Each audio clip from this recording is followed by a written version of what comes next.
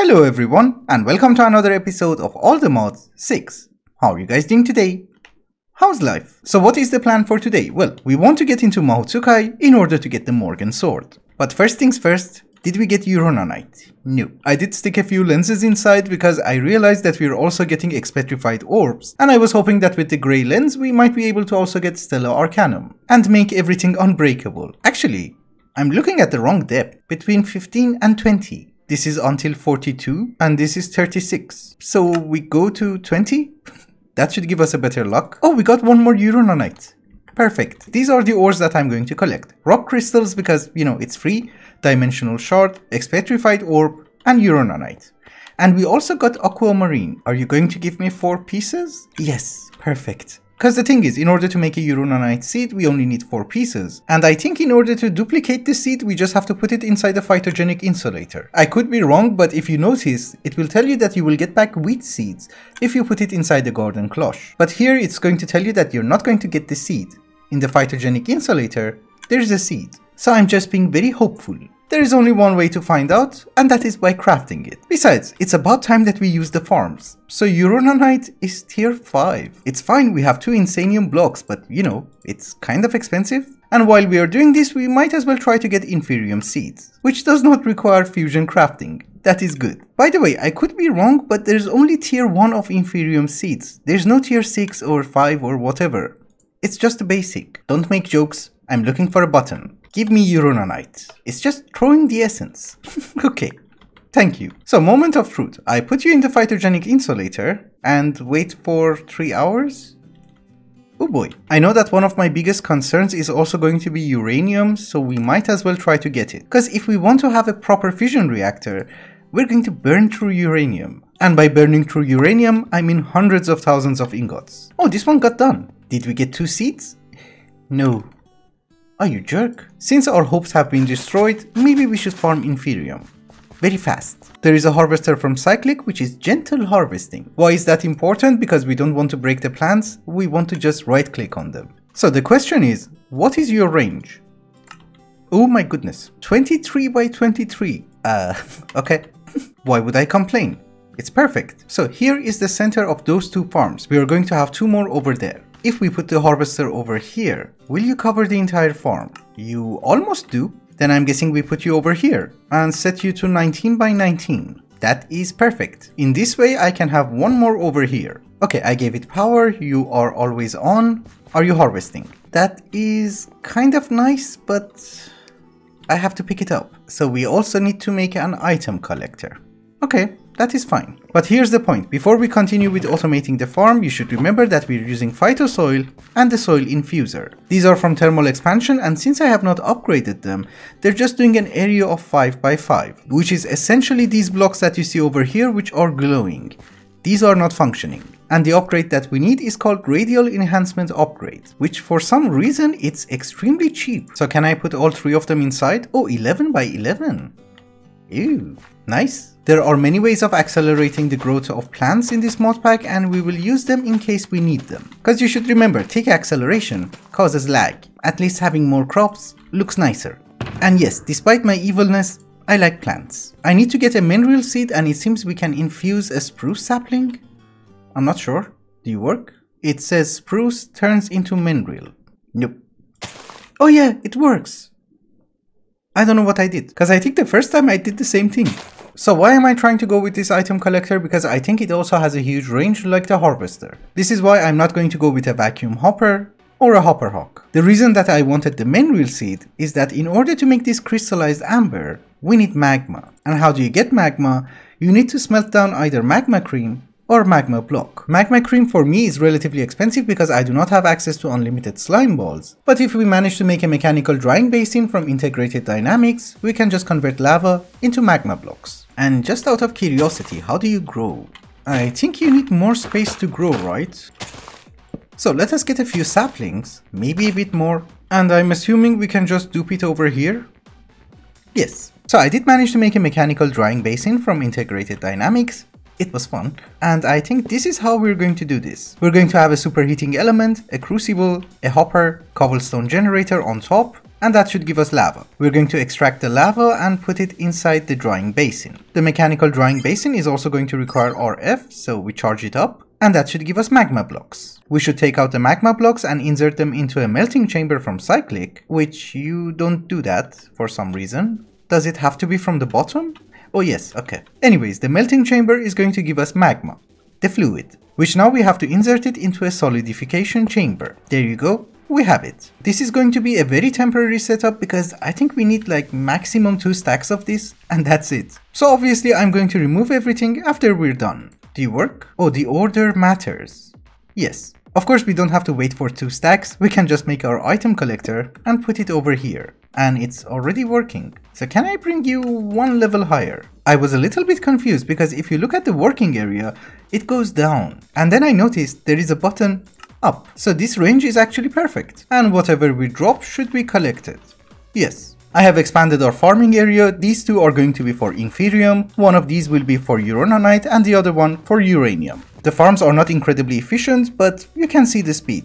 It's not the worst. And for Uranium and Uranite, I don't think we have to craft like 100 seeds. Apparently, if we put it inside a botany pot, we get a 5% chance of getting an extra seed. The problem is that in order to get an actual hopper botany pot, we either need TerraSteel or printed circuit boards. It's okay, very soon we are going to get into Botania, so getting TerraSteel should not be a problem. And besides, we're not in a hurry. And just in case there is a cheaty way of getting extra seeds from a phytogenic insulator, I have one over here which has the resonant upgrade kit, and I have an auxiliary sieve which will give us a 15% chance on secondary output. So far, nothing. So let us get back to the main task at hand, which is Mahotsukai. This is a magic mod and it gives you really neat spells and it's pretty fun. The first item that you need to craft is called a dagger. The price of every spell in this mod is blood. If you want to use other people's blood, that is fine, but your own blood is sufficient as well.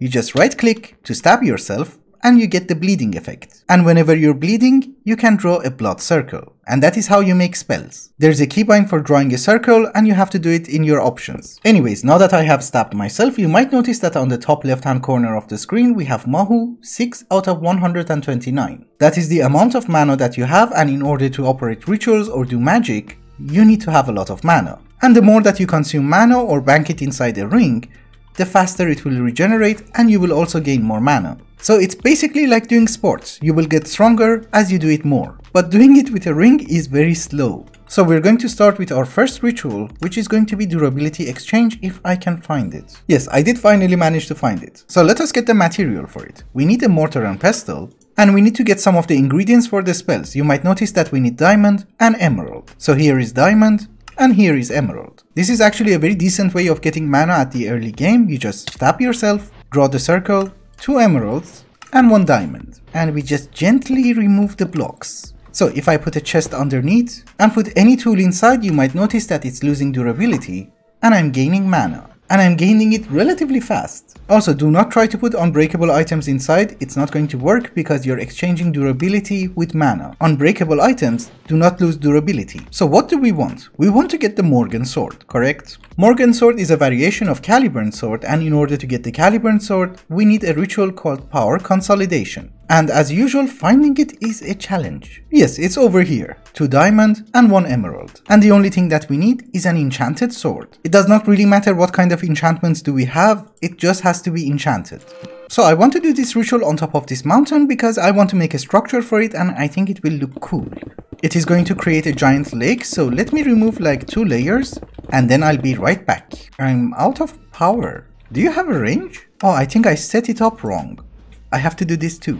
Because items that are in my hand are not being charged and that's not very good. So this is the center block. I slap myself, draw the circle, and it was 2 diamonds and 1 emerald, right? It's growing, yes. This is going to consume 30 mana every time that it grows. But it has reached its maximum size, so we're good to go. We just need 5000 mana to perform the ritual.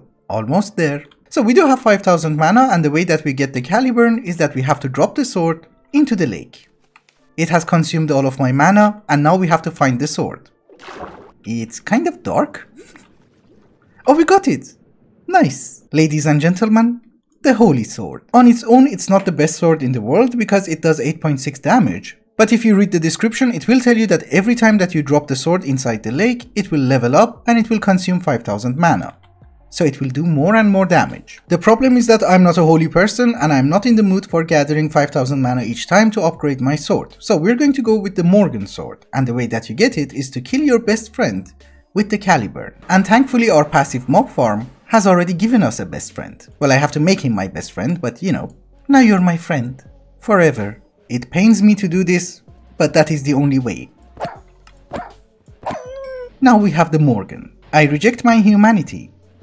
I was never human. So for me, now it gets fun, because the way that you upgrade the Morgan sword is by killing villagers. Baby villagers are a bonus. And how do we get villagers? Well, we do have the Cocoon of Caprice, and they have changed the recipe, so you do not need the pixie dust. You can just make it with mana steel. For those of you who don't know, a Cocoon of Caprice is an item from Botania which will spawn a passive mob after 2 minutes. But if you give it 20 emeralds, it will give you a villager. And the best part is, it gives you a baby villager. You can also give it 20 chorus fruit and it will give you a shulker. Perfect news! Our babies are being born. So the sword does 8.6 damage, and if we do this, it does 9.6.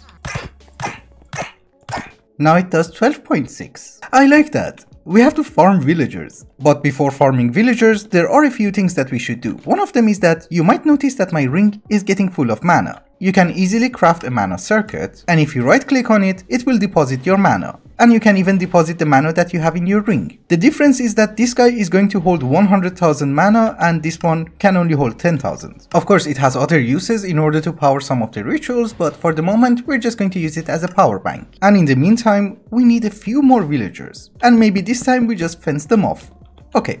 Good. As I have already mentioned, there are different methods of generating mana in Mahotsukai, and one of those methods is called the Boundary of Drained Life. Essentially, it's the same as the Well of Suffering from Blood Magic. So how does it work? It's going to drain 5 mana from me every 1 second, and by draining the life of nearby mobs within a radius of 10 blocks, it will restore my health, hunger, or mana. Unfortunately, I cannot drain the health of my test subjects without regenerating their health first, because otherwise I will have no test subjects left. This is why you might notice that I have been slightly busy with Astral Sorcery. We are attuned to Avitus, we can make a ritual from Avitus, and we can give them regeneration. And the only thing that we need is a ritual pedestal. Oh, we can craft it. Nice. I have already went up ahead and made the multi-block structures, so we just have to put you over here. And we do have a Celestial Crystal which has been attuned to Avitus, and if we put you on top, you should give me regeneration. This is regeneration 2. It's fine. This is regeneration 2. We need to boost it. And in order to boost it, we need to make this multi-block structure, which is relatively easy. You have to switch so many blocks, you're bound to make a mistake, which I'm hoping I did not. You also need Starlight, which thankfully we have plenty. And you also need a Collector Crystal on top. Are you functioning? Yes. You can see the particle effect, so the structure is correct. And I'm assuming the only thing that we have to do is to start linking you to you. Are we good? Yes. Actually, I just remembered something. Regeneration 2 should be enough, right? Because for some reason it tells you it's regeneration 2, but you regen health much faster. And if that is the case, let us make a ritual anchor. And by 1, I mean 2. And this is something that I always forget. I think the ritual anchor has to be 6 blocks above, or maybe it has to be on the 6th block. Are we good? We shall know soon enough. We're going to select you, and I'm going to link it to you. I still have my regeneration too. Oh, and also they're regenerating. Great. So it has to be 5 blocks above the ritual. Although now that we are doing this, how fast are you with the crops? Not that bad. So maybe later on we're going to have a second one. I think our villagers have grown, yes. Perfect. We could have done it with children as well, but you know, this feels slightly better. So we stab, draw a circle, and this time it's 2 iron and 1 emerald. And we just have to activate you. Now they take damage, and I get mana.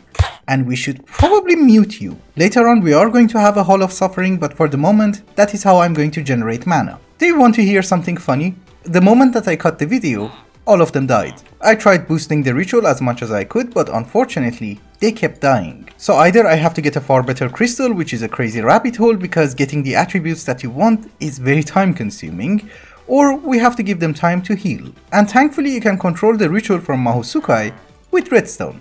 So they get damaged, and then we can turn it off and they should heal.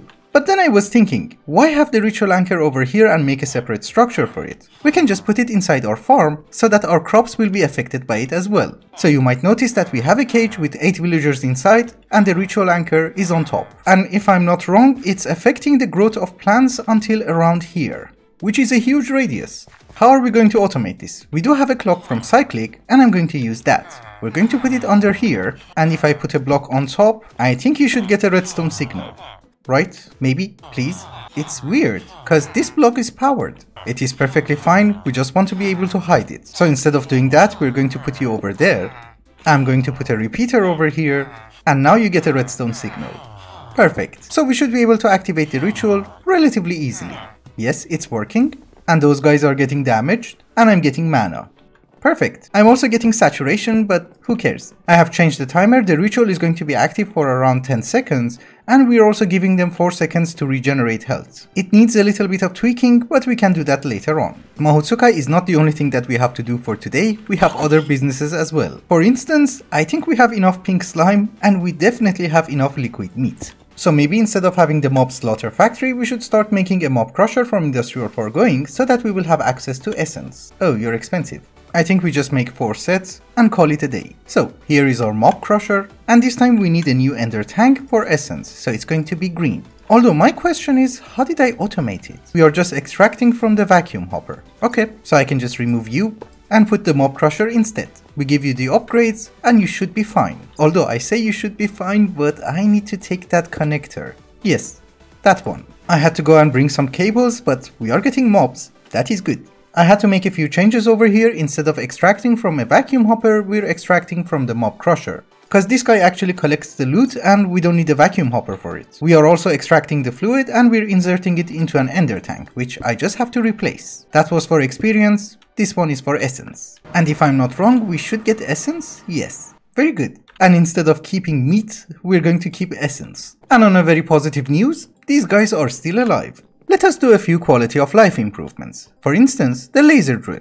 It has proven useful because it's giving us a lot of ores that we didn't have access to, like Expetrified Orb, Stellar Arcanum, and even Dimensional Shards. So let us move it to a more permanent location and start filtering out the ores. And unfortunately the permanent location that I have in mind is on top of our mob farm, because I really don't know where to put it. So here is how we're going to do this. I have an item pipe which is extracting items from a chest which is on top of the laser drill. I do have a trash can which specifies that these items are blacklisted. And if I have an ender chest over here, would it be possible to add filters? I did make a filter destination tool and I think we have to select you. Then we are going to tell the pipe to send the rock crystal to the ender chest. Oh, you have to do it one by one.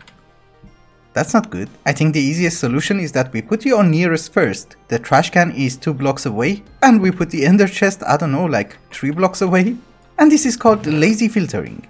We don't need you. So in this way the pipe is going to prioritize the trash can first because it's the nearest, and then everything which cannot go inside the trash can will go inside the ender chest. And since I have a blacklist for the items that I want to keep on the trash can, they will just go to the ender chest. But here is the important point. We are getting the Expetrified Orb and we are also getting Stellar Arcanum. So if we vein mine it and hopefully nothing explodes. Yeah, it pushed me further away. It's okay. Now we should be able to make the Eternal Stella. And I haven't showed it to you yet, but I did finish the internal decorations of my new enchanting room. Here it is. Obviously I'm going to use one of them on the sword and 4 of them on our armor.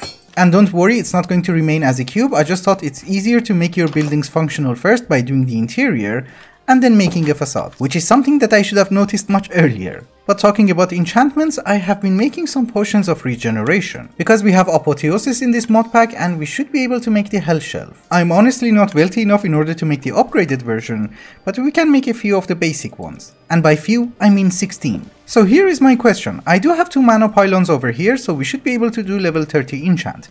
I added these guys. Can we go higher? Yeah, we can do level 45. So of course, I'm going to add more. We can also enchant these guys with Hell Infusion, but we will do that later on. For now, I want to see if I can get a good enchantment for our sword. There used to be a book. Yes. Book of Weaponry.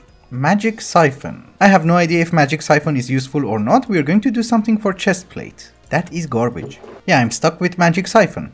We get it. And just Magic Siphon. Chance to absorb beneficial effects from the target. Sharpness 5.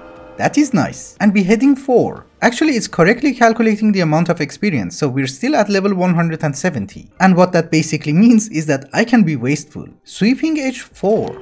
Knowledge of the ages is always nice. Smite 5. Really? I am making a lot of enchanted books, but later on we have to sort them. Because to be honest with you, some of them are not very useful. We have Vorpal. Give me Vorpal. I'm really looking for Vorpal and I'm not getting it. I did not get Vorpal, but it's okay. We should not rush with the enchantments. We can wait. Anyway guys, I think it's also a good time to wrap up the episode. Thank you so much for watching and I hope you enjoyed it. Till the next one. Bye bye.